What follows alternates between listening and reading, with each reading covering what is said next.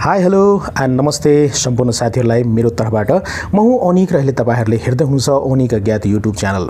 साथीहरु यो च्यानलमा भिडियो अपलोड नगरेको निकै भयो। पक्कै पनि मैले चाहिँ विचार गरेको थिएँ यो च्यानलमा चाहिँ पक्कै पनि यहाँहरुको लागि चाहिँ ब्लग ल्याउने छु यदि कतै गए भने घुम्नको लागि। तर एक महिनादेखि कतै पनि गएको छुइन। पक्कै पनि यहाँ कोठामा बसेकै छु र काम गर्दै छु। पक्कै पनि आउनु साथीहरु आजको यो भिडियोमा म तपाईहरुको लागि गजब प्रकारको विचार चाहिँ दिने छु। आज चाहिँ यदि तपाई एन्ड्रोइड डेभलपर हुनुहुन्छ भने पक्कै पनि यो भिडियोलाई अन्तसम्म हेर्नुहोला, किन भन्दाखेरि एन्ड्रोइड एप्लिकेसन डेभलपमेन्टको बारेमा म केही भन्न गइरहेको छु।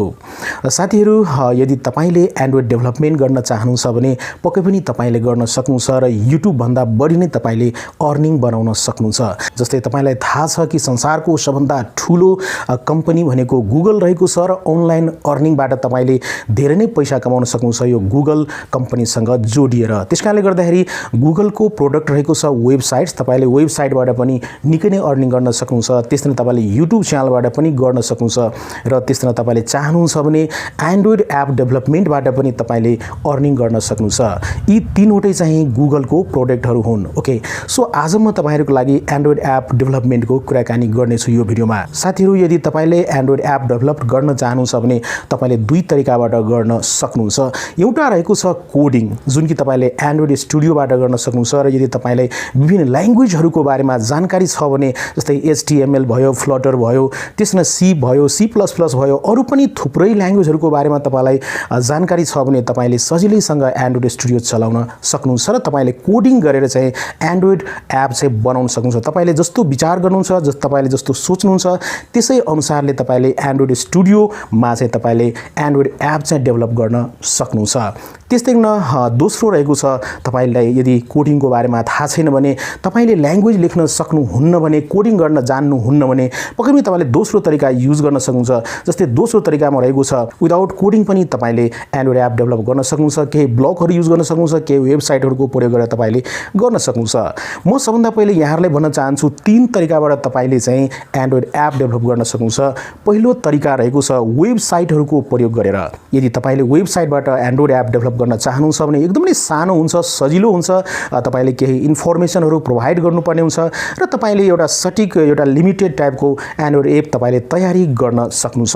त्यसैले तपाईले अरु पनि अनलाइन सफ्टवेयरहरुबाट गर्न सक्नुहुन्छ। जस्तै थनकेबल रहेको छ, एपी बिल्डर रहेको छ, अहिले चाहिँ तपाईले देख्न सक्नुहुन्छ एकदमै चर्चित रहेको छ कोडुलर। कोडुलरबाट तपाईले एन्ड्रोइड एप डेभलप गर्न सक्नुहुन्छ। तपाईले कुनै प्रकारको कोडिङ गर्नु पर्दैन, केवल तपाईले चाहिँ ब्लगहरु हुन्छ त्यहाँ ब्लगहरु तपाईले मिलाउनु पर्ने हुन्छ। त्यो तपाईको लजिक हो, त्यो तपाईको कन्सेप्ट हो। तपाईसँग क्रिएटिभिटी छ भने तपाईले जे पनि गर्न सक्नुहुन्छ। जस्तो प्रकारको एप पनि तपाईले क्रिएट गर्न सक्नुहुन्छ। त्यसैले तेस्रोमा रहेको छ साथीहरु कोडको प्रयोग गरेर। जस्तै तपाईलाई कोडको नलेज छ भने तपाईलाई विभिन्न प्रकारको ल्याङ्ग्वेजहरुको जानकारी छ भने तपाईले एन्ड्रोइड स्टुडियो प्रयोग गरेर तपाईले एन्ड्रोइड एप चाहिँ सजिलैसँग डेभलप गर्न सक्नुहुन्छ। यदि साथीहरु तपाईले पनि चाहनुहुन्छ एन्ड्रोइड एप डेभलप गर्नको लागि त पक्कै पनि तपाईले कमेन्ट गर्नुहोला यो भिडियोमा र तपाईले यो भिडियोलाई लाइक गर्नुहोला। पक्कै पनि यदि यो भिडियोमा चाहिँ 100 लाइक आयो भने र त्यसमा 100 कमेन्ट आयो भने पक्कै पनि 100 जना साथीहरुले चाहिँ यदि एग्री गर्नुभयो भने यदि तपाईले चाहनुहुन्छ भने पक्कै पनि एन्ड्रोइड एप डेभलपमेन्ट कसरी गर्ने, तपाईले एन्ड्रोइड एप कसरी बनाउन सक्नुहुन्छ, डेभलप गर्न सक्नुहुन्छ, पक्कै पनि म त्यो प्रकारको भिडियो चाहिँ ल्याउने छु यो च्यानलमा चाहिँ। त्यसैकारणले गर्दाखेरि साथीहरु तपाईले 100 कमेन्ट कम्तिमा पुग्न दिनुपर्ने हुन्छ यो भिडियोमा र 100 लाइक्स पुगेपछि पक्कै पनि म चाहिँ त्यस्तो प्रकारको एन्ड्रोइड डेभलपमेन्ट कसरी गर्ने त्यस्तो प्रकारको भिडियोहरु म ल्याउने छु यो च्यानलमा चाहिँ। एन्ड्रोइड स्टुडियोको कुरा चाहिँ अहिले म गर्दिन, एन्ड्रोइड स्टुडियोबाट पनि एप बनाउन सकिन्छ त्यो पछि म कुरा गर्छु। तर अहिले आएर म तपाईहरुको लागि चाहिँ कोडुलरमा तपाईले कसरी सजिलैसँग एप डेभलप गर्न सक्नुहुन्छ त्यो कुरा म देखाउँछु। पक्कै पनि यो भिडियोमा यदि तपाईले 100 कमेन्ट गर्नुहुन्छ र 100 लाइक्स गर्नुहुन्छ भने त्यो दिन पक्कै पनि म चाहिँ भिडियोहरु ल्याउने छु र तपाईहरुले पनि यसको बारेमा सिक्न सक्नुहुन्छ र युट्युब जस्तै तपाईले वेबसाइट जस्तै तपाईले यो एन्ड्रोइड एप डेभलप गरेर तपाईले पैसा कमाउन सक्नुहुन्छ सजिलैसँग भन्दै आजको यो भिडियोबाट म बिदा लिन चाहन्छु। Take care, good by, Jay Nepal.